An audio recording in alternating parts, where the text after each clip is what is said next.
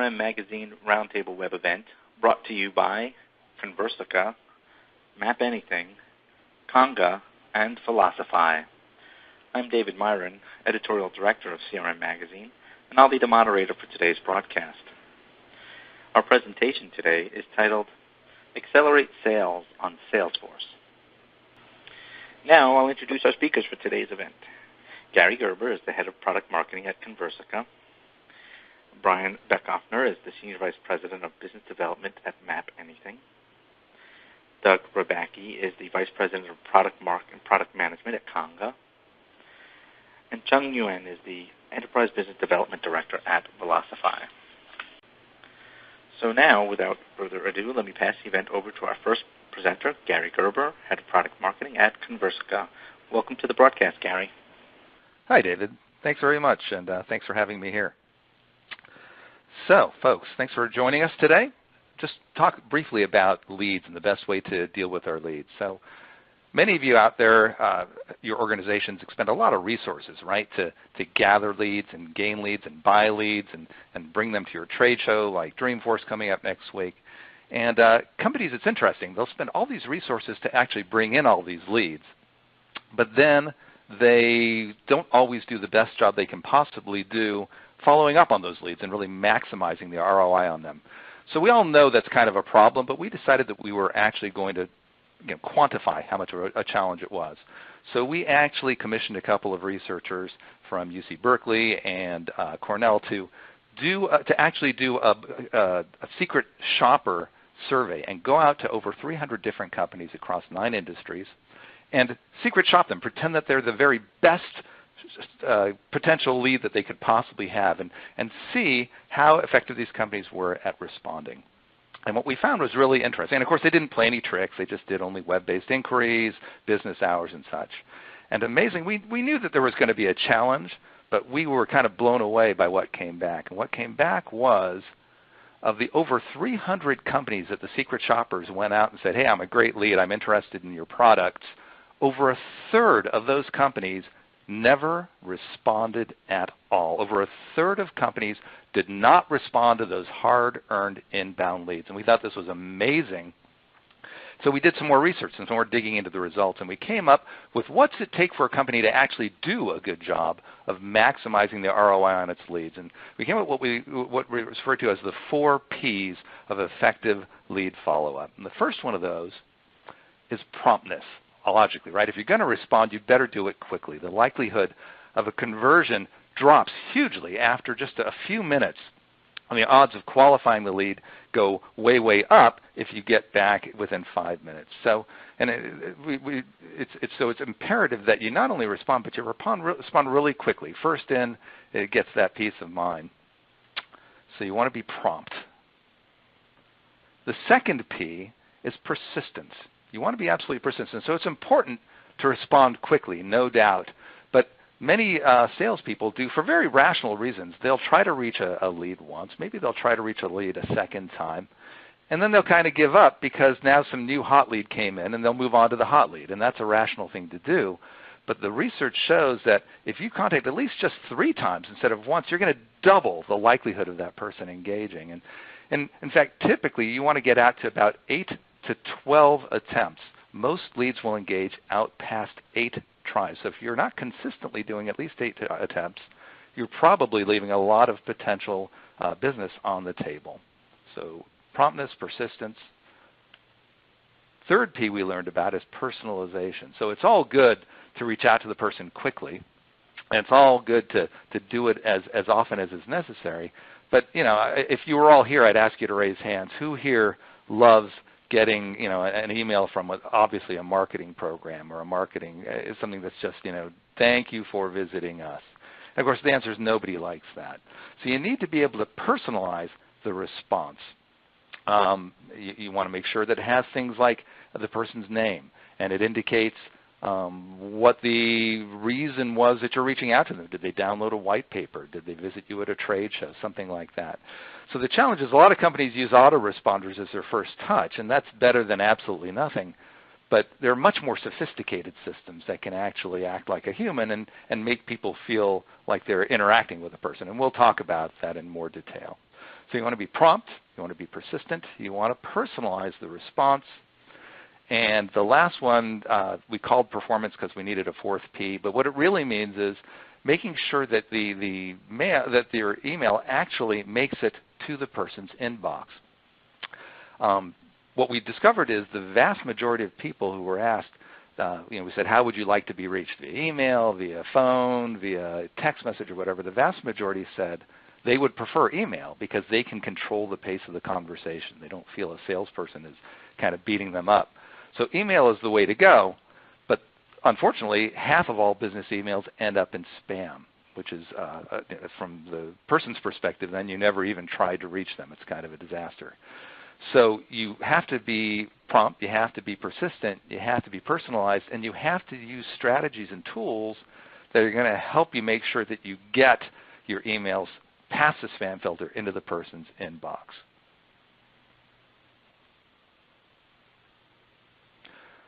So the results at a glance, kind of summing up what happened, it was, again, we knew there was going to be a challenge. We didn't realize the degree of the challenge. More than a third of the companies just blew off the lead altogether, just kind of shocking.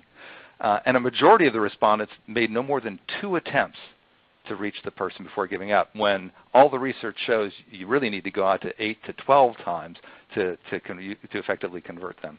And nearly half the respondents who did email didn't do anything personal in that initial. It was just an autoresponder, kind of a generic response, which people will, basically they'll just ignore that.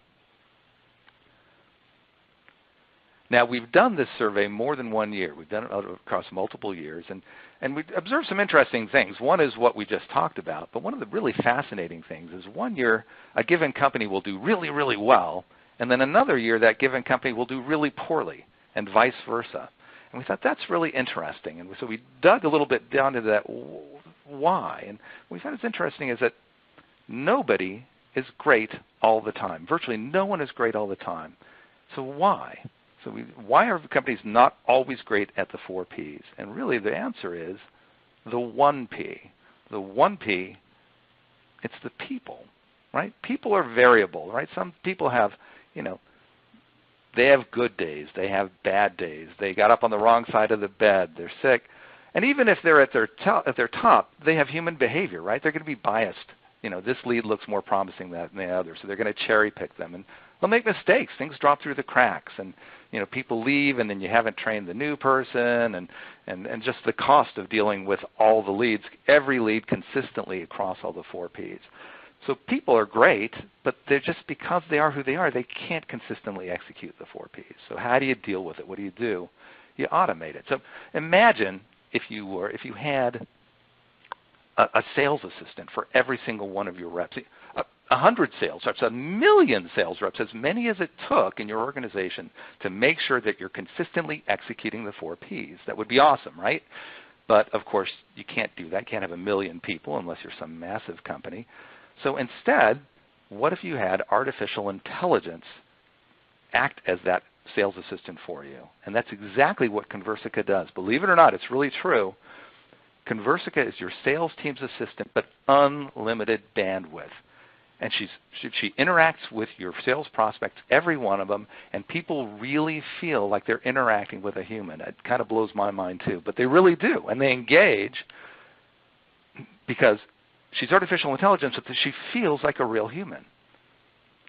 And she lets, by engaging people, and people respond, and they say, yeah, I'm interested, no, I'm not. But she's really friendly. She's just an assistant. And eventually people do engage.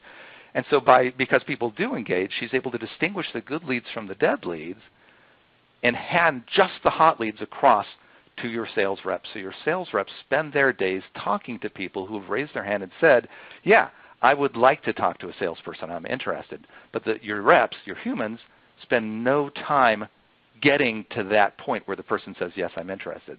So the humans spend their time having great high-quality conversations, doing what people are really good at and valuable at, and that drudge work of figuring out, is this person interested or aren't they, is left where it should be to artificial intelligence. So sales wins, marketing wins, and the customer wins because they have an awesome experience with an assistant who's trying to help them. I'm not going to read you through this, but this is an example of a conversation and when you go through the review this later, you can read this in detail. This is a real conversation that the sales assistant had with a prospect. And the sales prospect, they got what they needed, they're happy, but from the organization side, it was 100% AI until it was handed off to a human. So it makes your organization compliant with the 4 Ps 100% of the time. And, of course, we're fully Salesforce compliant. We work well in Salesforce. We integrate back into Salesforce, so all the information she gathers, like phone numbers and such, ends up back in your Salesforce. The whole conversation is there, so your reps understand what happened before they came on board. And this is not some garage shop where we're kind of guess how this happens. We've got companies, we've got divisions of IBM and HPE and Epson and Microsoft. They all love this product. You can see this is just a small sampling. So that's us. We're Conversica, your artificial intelligence sales assistant. We're going to be at Dreamforce. We hope you'll visit us at booth 124 there. Also, we're offering up for all you swag lovers the Dreamforce Ultimate Guide to Swag. You can see that at con, so it's C-O-N, con.ai for Conversica, con.ai/swag-guide, con.ai/swag-guide. Brian, I noticed that you at MapAnything, you guys are already in there, so you can see what Brian's team is going to be providing. Doug, Chung, I recommend you get your stuff in there as well, because that'll drive folks to your booth. And all you folks listening, you can get the list of all the hot swag and spend your time at Dreamforce well. Look forward to seeing you all there. And thanks very much, Dave. Back to you. All right, Gary. Thanks for your presentation. Now let's pass it over to Brian Beckhoffner, who is the Senior Vice President of Business Development at MapAnything. Welcome to the broadcast, Brian. Thanks, David. Excited to be here. Before we kind of dive in, I just want to give everybody a quick overview as to MapAnything and who we are. We are the leading mapping and geospatial analytics company available on the AppExchange today. Anybody that's leveraging the Salesforce platform really needs to understand or has come to understand the power of the app platform that Salesforce has brought to market. We have really embraced it, and we've seen our growth scale dramatically, because essentially what we do is we answer one core question. I would say it's the 6th P, to build on the last presentation, which is the position. So if you have the question, if it's Salesforce and where, it's MapAnything.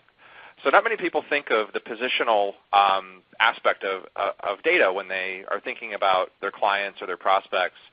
But what we found over 1,000 customer engagements and tens and thousands of users on our platform today is having the location intelligence is really a key driver to a company's sales performance.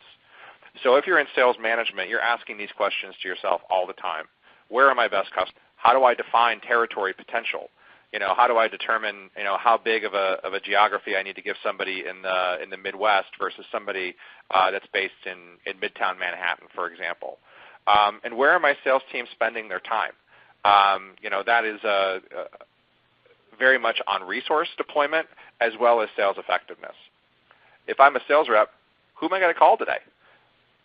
Who am I going to visit this week? If I'm traveling in a territory and I'm covering multiple states, how am I going to determine where I go to best deploy my resources and spend my time? And then for marketing, how do I ensure field marketing ROI? I'm having an event. How do I determine which people to invite to it? How do I define my best customers? So really this is about looking at a map from a geospatial perspective and defining your ideal client profile. And then ultimately, how do I find more of them? So these aren't revolutionary or new issues. These are all very fundamental sales and marketing challenges that aren't easily surfaced through the CRM platform alone. So now that we can answer the where, what are the outputs? So ultimately, you've got a map. You put some pins on a map. You're visualizing your customers, your prospects, your opportunities. What is that going to do for you? Number one, it's going to help you sell more and sell faster. We talk with a lot of VPs of sales, a lot of people that have invested in the Salesforce platform that are running their business on Salesforce, that when they look at this, they ask us, what's the ROI for helping, location intelligence really drive sales performance? And what we typically find is that we're able to help sales reps find more meetings. Time is, the number one resource and the number one cost that you have as a sales organization. So determining how your sales reps are spending their time, especially those sales reps that are in the field, is a critical driver of not only sales effectiveness, but your efficiency as an organization. So what we've done is developed a platform to really help reps get in front of more customers in the same amount of time. And we do that by helping them visualize where they need to go, where they need to spend their time, and ultimately, what's going to have the maximum impact on them closing their pipeline and driving the highest level of performance for their organization. So geolocation is really field optimization. So secondly, how do we free up sales time? So how do we do it? If a VP of sales says, great, Brian, you can help my sales reps get more meetings, show me how we're going to do that. So what we do is we focus on planning and optimizing routes, right? So, everybody's had this scenario happen.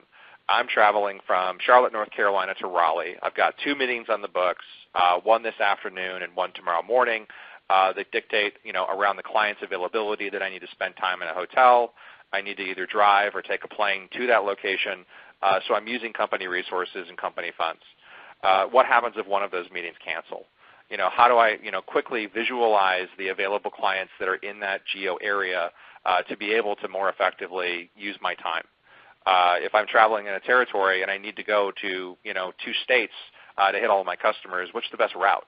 How do I get there in the shortest amount of time, to maximize my time, my client-facing time? So really it's all about seeing as many people as you can and optimizing that from a mobile device or from a desktop device. So next, we've got more meetings. We have the ability to better visualize our territories. We have the ability to look at where we're having success, to deploy more resources and more time there. How are we going to ultimately action that? So anybody that's here on the line that's either considering CRM or has been using CRM platforms like Salesforce for a long time knows that user adoption is a core tenet, if you will, of success in driving ROI. There's multiple different ways that people in the past have driven adoption. But one thing that we see is you need to automate the key tasks and make it easy for reps, number one, to enter the activity and the data that you need as sales management or operations to be able to understand what people are doing out there in the world and what's working and what's not working. But secondarily, as a sales rep, you need to do it in their workflow. So what we found is by streamlining activity logging within the concept of the map, we're really helping drive adoption and helping reps better action and better utilize mobile tools via the Salesforce One mobile platform or via their desktop. So imagine a world where I walk into a meeting, I sit down with David, we have a great hour conversation. He refers me to one person, he wants a piece of follow-up information, and he wants a follow-up call in a week. Well, then I have to check out of that meeting. I have to go to my next one, and maybe it's at the end of the day, after meeting with David at 8 in the morning, that I'm back in my hotel room trying to remember, well, what was it that I talked to David about? Wouldn't it be better if I could walk onto that meeting, MapAnything would prompt me through Salesforce to log key activities and key next steps directly in that. I could check onto that appointment. It would direct me to where my next appointment is. Via the map, it would route me there effectively, lather, rinse, repeat. The second aspect of basically streamlining the sales process is helping with territory development and territory management. So what we see is that there are constant changes in sales territories. You have new product lines, so you require new specialist overlays. You're growing, like MapAnything. We're adding salespeople every 2 weeks or so. So that requires that we divide up territories that have existed. Maybe somebody had 2 states of North and South Carolina, and now they only have 1. So how do you visualize that from a territory perspective and then do mass reassignment based on the geography? So most companies that we talk to out there across high tech to manufacturing to consumer packaged goods manage their territories by zip codes. I think if you surveyed most people, you'd find universally that zip codes are what define territories in a lot of organizations, either that or area codes.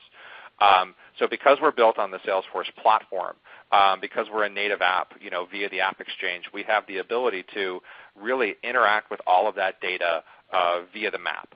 So imagine that use case where I can highlight the information within a state, right-click a button, and reassign that territory or those records or those opportunities to somebody else.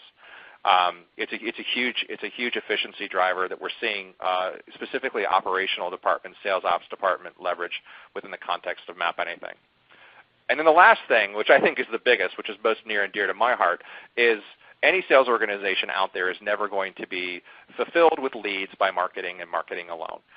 World-class sales organizations that are working, lockstep with marketing are never going to be able to say, I'm just going to sit back and wait for leads from marketing, and I'm going to be, I'm going to be golden, right? Any good seller that's leveraging any technology platform is going to need to self-source leads.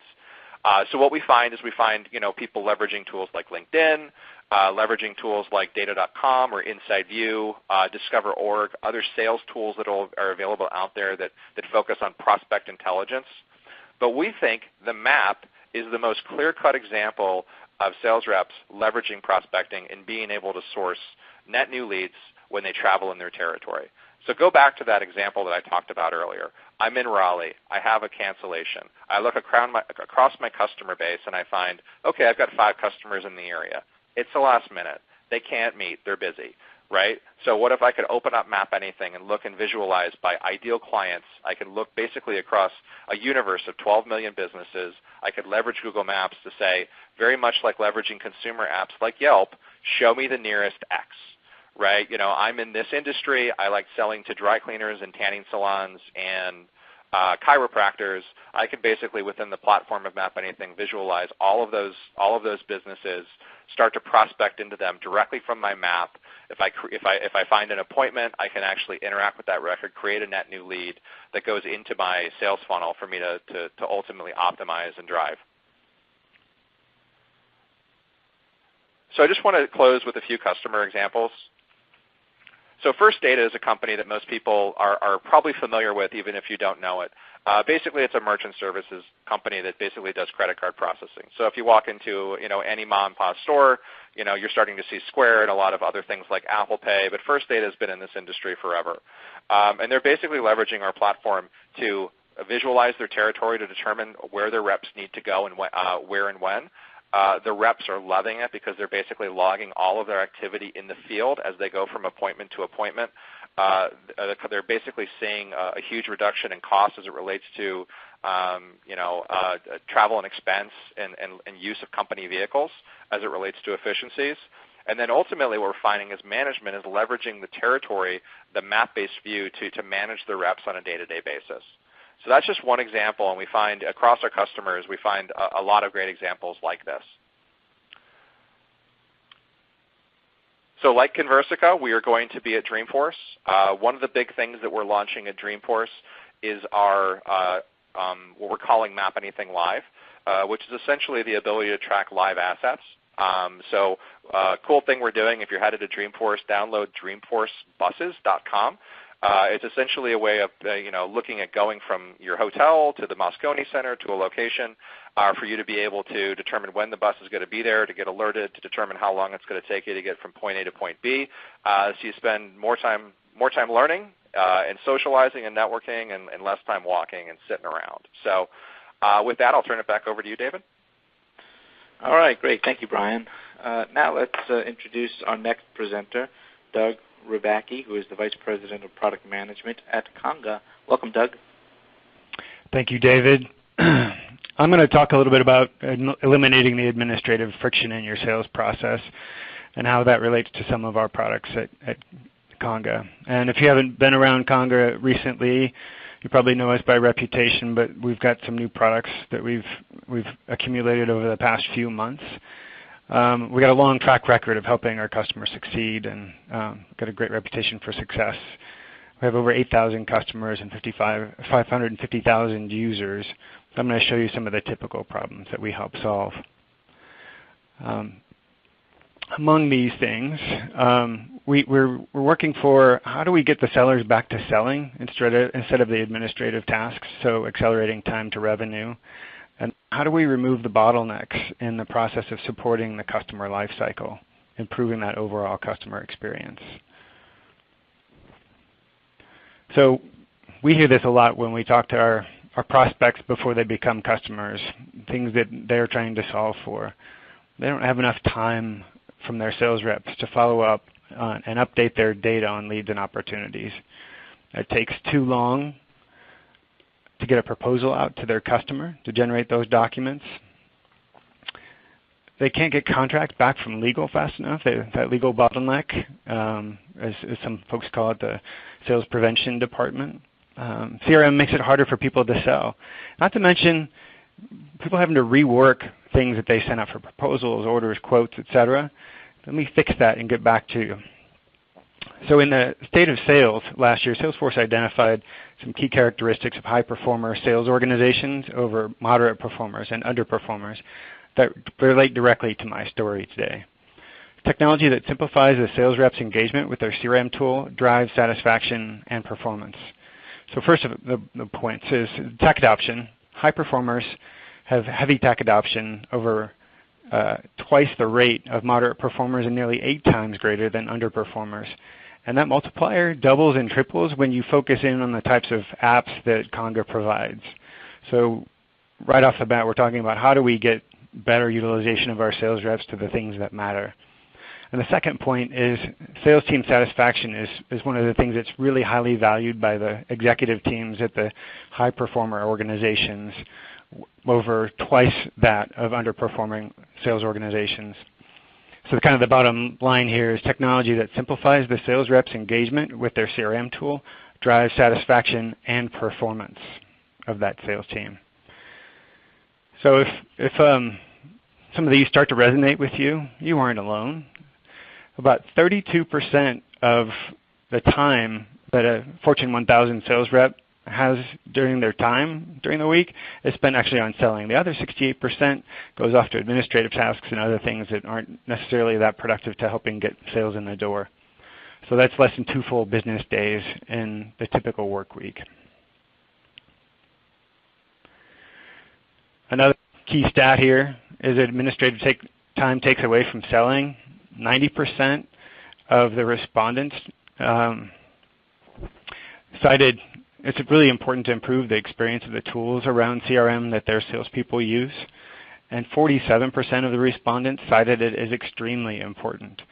And in this survey results, Blue Wolf described this notion of changing CRM from a chore to a choice where the sales reps want to engage with the CRM.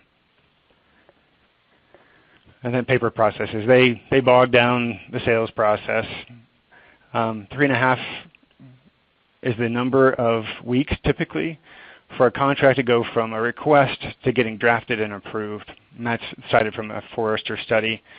Not only that, but 80% of the contract management spend within corporations is dedicated to facilitating the sell side of the house rather than procurement and compliance and other aspects of contract management. Companies have massive amounts of cost tied up in finding lost contracts and contracts that never made it to where they're supposed to be, like their contract management system or their file cabinet in the old days. And then one last thing is all the sales officials know here is that time kills all deals. So you don't want to waste time trying to get a contract through its gates internally. You need to get that out as quickly as you can to make sure that you're leveraging the deal when it's hot with the customer. So we're going to talk about automating the non-revenue generating activities. And by what I mean by that is really getting to the higher order revenue generating activities. Getting an accurate, attractive proposal to your prospect quickly is absolutely a revenue generator, but not as meaningful in the grand scheme of things as having a deep conversation about the business value that you bring as an organization. But copying and pasting and reformatting data from your CRM to your document or presentation certainly is not a revenue generator. It's just kind of silly. By fully automating administrative tasks related to even the most complex sales scenarios, from pre-sales to post-sales, we give sales teams a better way to work with Salesforce data by eliminating the hassles of related lists and entering data one record at a time, the ability to fully automate documents related to even the most complex sales scenarios, and automated rich reporting on Salesforce activities. So one of the key things here is value proposition is faster data entry. Our customers are typically 10x more productive on data entry tasks than they are without our Action Grid product. So just imagine I'm a sales rep trying to get my data up to date from my update with sales leadership. It's a drag. I go and I look a list of opportunities, and I go and I click into one, and I go update the detail record, and I come back to my list, and I go into the detail record and update my record and come back to the list. Well, what Action Grid lets you do, as you can see here, is you can see those opportunities in a deeper, more detailed list. And then like a spreadsheet, you can just update each of the cells, and Action Grid supports all the data validation rules that your Salesforce implementation has configured. So Conga Action Grid helps you with viewing your data more easily, analyzing your data more effectively, and getting your data complete and accurate more quickly. It's a fully editable grid with conditional color, grouping, formula columns, mass updating, editing those data elements in place, and a lot of other data and visualization capabilities. It helps the CRM administrators, the leaders of sales, and the reps achieve their tasks and their overall objectives from a sales management perspective. So next we'll talk about Composer, the key product that Conga has been known for the past 10 years. It's about generating dynamic documents in an automated fashion. And I talked about the benefits here before, eliminating the copy and paste from Salesforce into a document.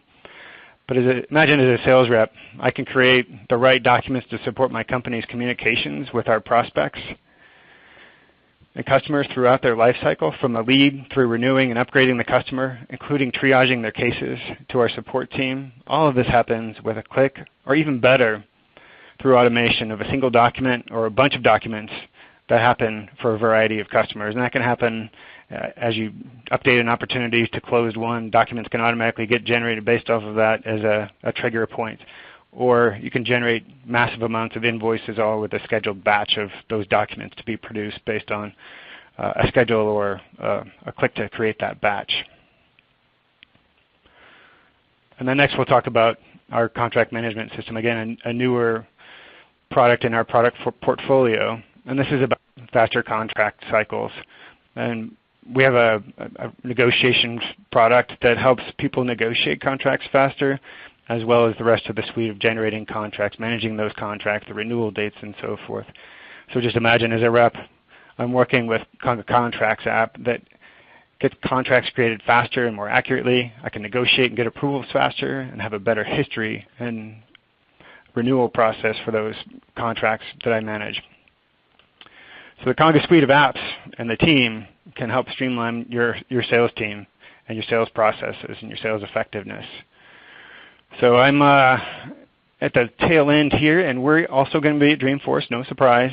So you can find us at several booths. The main booth, Conga has all of our products there at booth 404. The Action Grid product you can see at booth 1830.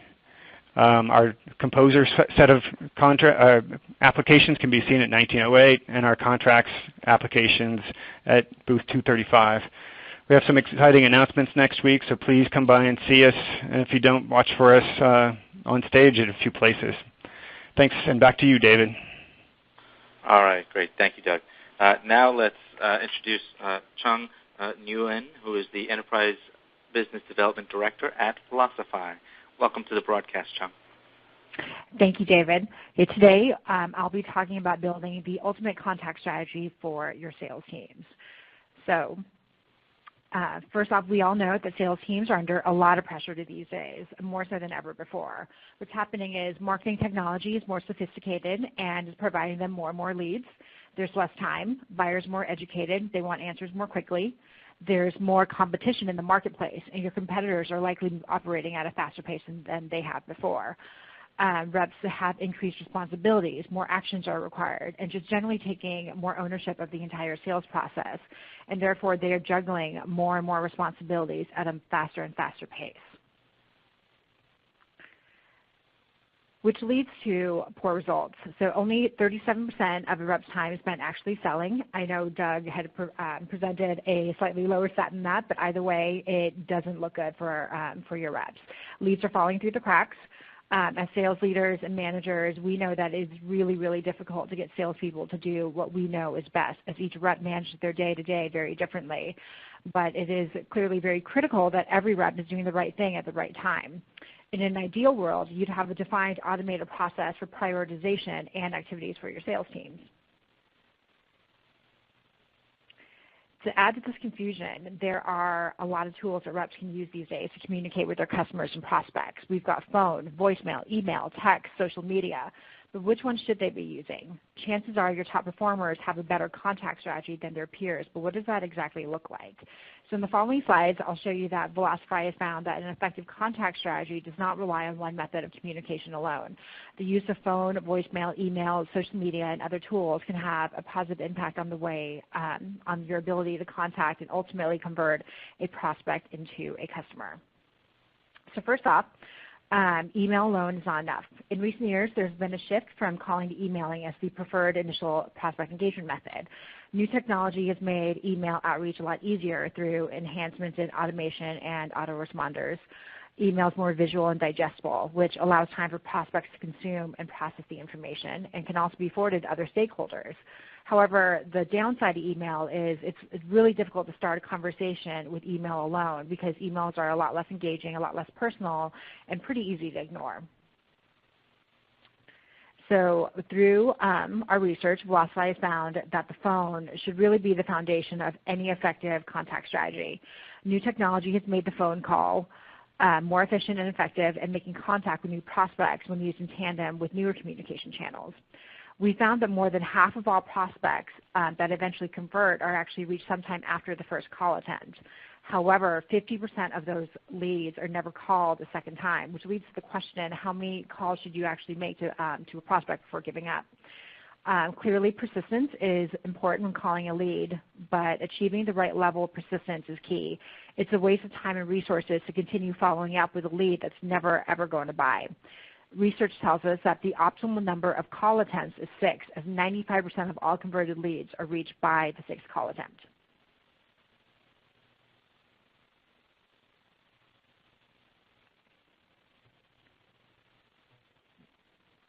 Okay. Moving on. So text messaging has quickly become one of the most widely used forms of personal communication, and therefore can also be an effective method of communication in sales. Our research has also found that prospects who are sent text messages convert at a rate 40% higher than those who are not sent any text messages. However, the research also showed that sending text messages to a prospect prior to making contact on the phone decreased the likelihood of ever contacting that lead by 39%. Because text messaging is such a personal and informal form of communication, it might be considered intrusive or invasive if used inappropriately. And so it's critical to introduce yourself and start the initial conversation using a traditional communication tool first, like email or phone call. That said, when used properly, texting can actually improve conversion rates by more than 100%. Social networks, such as Twitter and LinkedIn, provide sales reps with information on not only the company, but key stakeholders who are more likely to be involved in the buying process. Access to social data also enables reps to have more relevant conversations and get referrals through shared professional connections. Research shows that reps are 42% more likely to get an appointment if they have a personal connection. B2B buyers are 5 times more likely to engage when introduced by a mutual contact. 73% of execs actually prefer to work with professionals that are referred to them, and 84% of B2B decision makers start the buying process with a referral. So it's a great source for finding relevant information on your prospects and also mutual connections, but keep in mind it does take a long time to build your reputation online. So how does, in summary, we have found that the best contact strategies are use multiple channels. Here's an example of a strategy for just about any B2B sales team. It includes a combination of phone calls, emails, and social media, and a fair amount of persistence. Combining these channels can have a powerful impact on your overall conversion rates while also ensuring the most effective use of your staff and other resources. However, remember that a contact strategy that works for one company and one B2B organization may not work for another. Contact strategies can vary greatly depending on your company's product, target, audience, and industry. So how does Velocify come into play here? Velocify Pulse optimizes your sales process in order to prospect quickly and accurately and communicate effectively. We also have analytics to give you insights on how to build out these optimal workflows. Velocify Pulse is the fastest growing Salesforce sales solution for a good reason.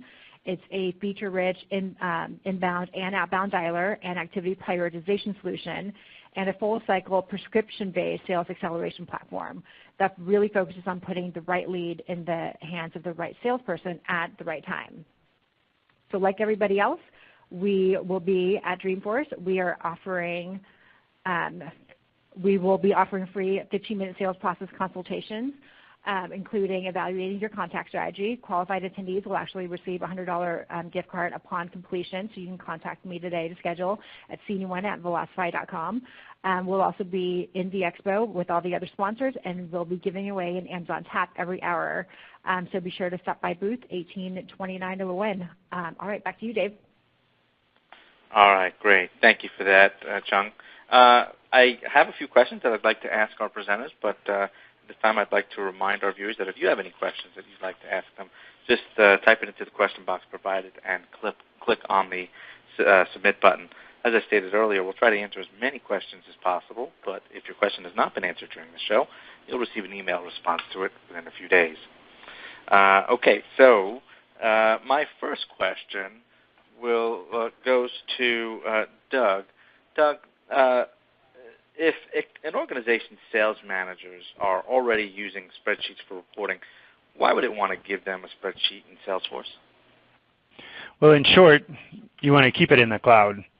You've invested all this money in creating a system of record on Salesforce, and you've got all your data up there.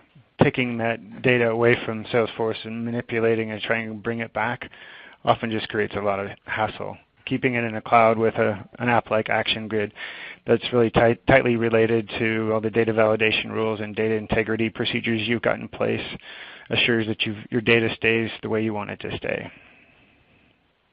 All right, and doesn't Salesforce create documents? Why would a company need another tool for that? Yes, Salesforce has some pretty basic mail merge functionality that's introduced years and years and years ago in their early forays into this. They haven't been able to do much maintenance on it, so we've from the early days had a document generation platform that ties into your Salesforce data. And customers typically come to us for more mature solutions. You need to bring lots of data to the solution. You want a really brand-centric view of how you're bringing those documents into a process and tying directly into those business processes, whether they're e-signature, or moving them out through email, or moving them out through some other storage facility. So brand-centric and data-rich and business process orientation are some of our key points there. All right, thank you for that. And Chung, so you talked about text and how better that is for organizations. Question for you is, how should a company determine what the best call and email sequence is for its sales team? That is a great question. So, obviously, we talked a little bit about timing, spacing, and persistence. I think the key thing is your first interaction needs to be personalized. Our best practice is typically to call and then leave a voicemail that doesn't pick up. And if you have to leave a voicemail, definitely follow that up with an email. I think, obviously, texting comes into play a little bit later down the line, probably maybe halfway through this contact, cycle, especially once you've actually established contact with the prospect. A good rule of thumb as well is to, in terms of persistence, is to probably keep trying with it every 2 business days or so. All right, great. Thanks for that. Next up, I'd like to bring Brian into the discussion. Brian at MapAnything. Can you talk a little bit about what MapAnything's data sets are? Oh, yeah, great. Thanks for the question. So we have a point of view that not all data in the world from a prospect perspective should exist in Salesforce. Anybody on this call, your target market's probably pretty wide and big, as is ours. So what we've essentially done is we've built a data delivery system via the map. So we have the ability to, in a few use cases, to visualize about 12 million B2B or business records in the U.S., which, depending upon who you talk to, gives you basically complete coverage from a local dry cleaner all the way up to a Fortune 500 type company, right? And that fits within the salesperson's workflow, which is, I'm going to be in this area or I'm prospecting in this territory. Help me visualize people that fit the ideal client profile given the product and service that I sell. We also help with B2C use cases as well. So B2B with business data, and then B2C, we have rich data on essentially homeowners and property data. So we have a lot of people. One of our clients is Renewal by Andersen, does replacement windows, basically leverages it for to determine which neighborhoods have the highest potential to be in the market for replacement windows, and that's given the demographics of the homeowner as well as the structural data of the house, how old it is, what type of roof it has, what type of areas it's in. But it's really about the delivery model. It's we can ingest any data set external to Salesforce and help people visualize that in the map layer. All right, great. Another question for you, Brian. Do you have any plans to release other types of data sets? Absolutely, yeah. So we're continually working with clients, and we have some clients that have custom databases that we're basically hosting within our platform, so they can do data visualization on our map layer, and we'll continue to add additional resources as well. Another point is outside of the standard account and contact and opportunity and lead object within Salesforce, if people have custom objects they've created within Salesforce, we can actually help them visualize those as well. So it's not just limited to show me my customers, show me my opportunities. If you have cases or work orders or anything custom to your business that you're visualizing or you need to visualize, we can do that as well. All right, thanks for that. Gary from Conversica, you talked I was feeling lonely over here. Thanks, Dave. You talked about automating the sales process, particularly interactions with prospects.